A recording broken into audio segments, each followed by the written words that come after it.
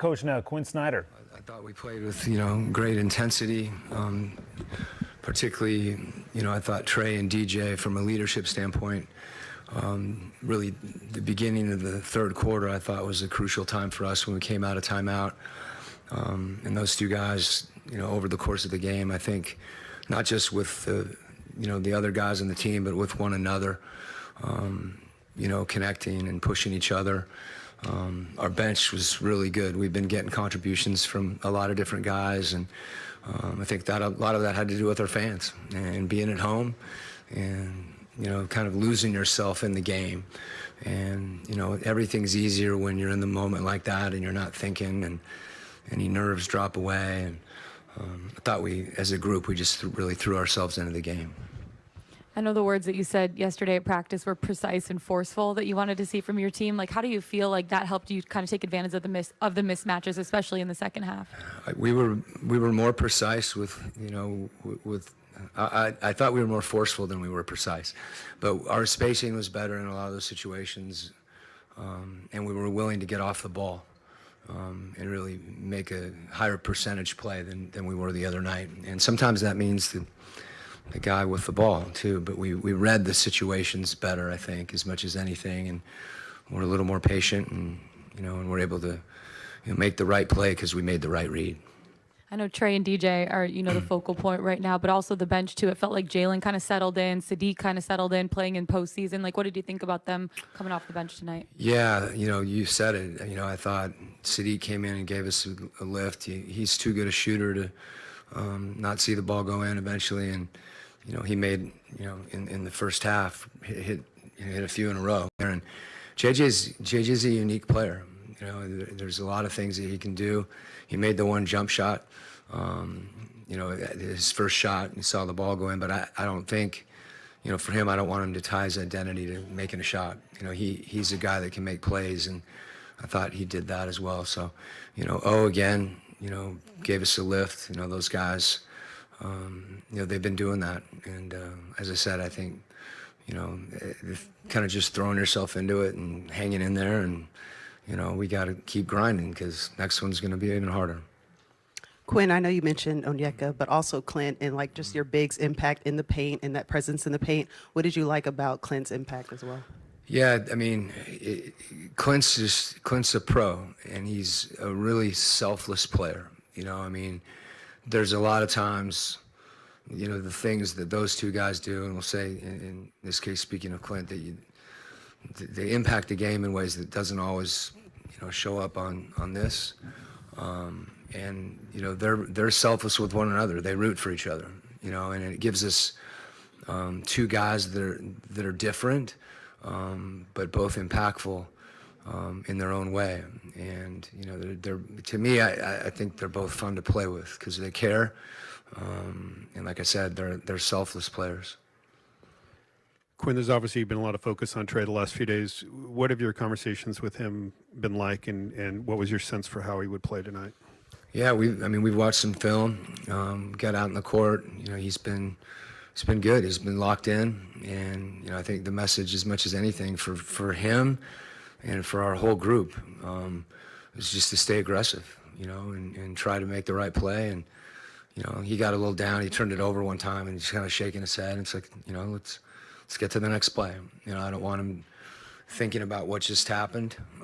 Just stay aggressive, and make every mistake can make you better if you process it the right way. And I thought you could tell he found a rhythm tonight, and it was good to see that because he's been working on it. He's been watching and trying to figure out how he can attack somebody. And it's the same thing. I think our whole group has been in that same situation.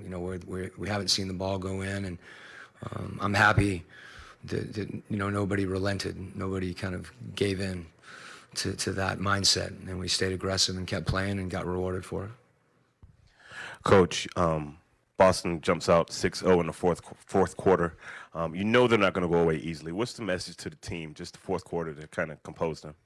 Yeah, I think really throughout the game, for them to, they made a lot of shots, and they can do that, and sometimes that's tough to overcome when you're taking the ball out of the net after another three, And they're putting you in difficult situations because Tatum in particular is just hard to guard one-on-one. So you have to commit multiple defenders to him, and those other guys are, you know, they're prepared. They know when those shots are coming, and he's become an excellent passer. I mean, you can tell he takes a lot of pride, you know, in making a play when he gets double teamed. So they can score in bunches, as you said, they did. And I think it just goes back to, like, let's get the next stop, you know, because that's crucial for us. You know, if we can get a stop and really try to run off our defense, you know, I think we're just better in space. Coach, two-part question. 74 points in that first half. What, if anything, changed in your philosophy from games 1 and 2 moving into this game? And then could you also speak to us about Bogey's performance in that first half? Well, philosophically, I want us to score and make every shot, and so that didn't change. I think, you know, there's a law of averages that, you know, sometimes you just want it to kick in quicker than it does, and I thought some of that was our guys just being a little. We were loose without, you know, being. You know, we tried to be aggressive, is I guess the word, as opposed to loose, but to not take the weight of the world on your shoulders, whether the ball goes in or not. And we helped each other with that. I think all the guys just really encouraging one another to keep playing and keep attacking. And Bogey's a big part of that. You know, I mean, Bogey's ability to make shots and make plays, you know, picks other guys up when they see him do that. And I think it encourages other guys, his teammates, to be aggressive too and take their shots. Coach, I think the big message in those first 2 games was stringing together a full 48 minutes. I'm curious, I know it's just one game, but what does it say about the steps that this team is taking?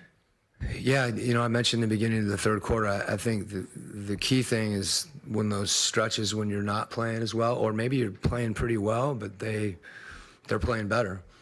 That you can weather some of those storms, you know, and not beat yourselves. And that's part of the connection and the communication that really every good team has that gets you through those rocky periods. So they're going to come. It's really just a question of how you deal with them, and as mentally as much as tactically. Quinn, you mentioned the leadership that you saw from Trey and DJ there in that third quarter. What was it that you were kind of seeing from them coming out of the huddles that kind of got you guys to weather? They were talking to each other, first of all, kind of figuring out what they were thinking together, playing off each other.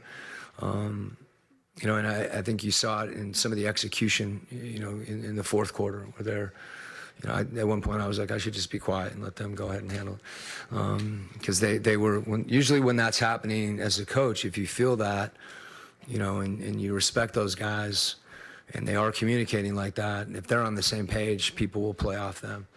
And I think that's what happened to us, even though there was some, you know, they had some isolation situations where they created for themselves and for other guys, and they got spaced, and I think that was a lot of them just figuring stuff out and talking to one another.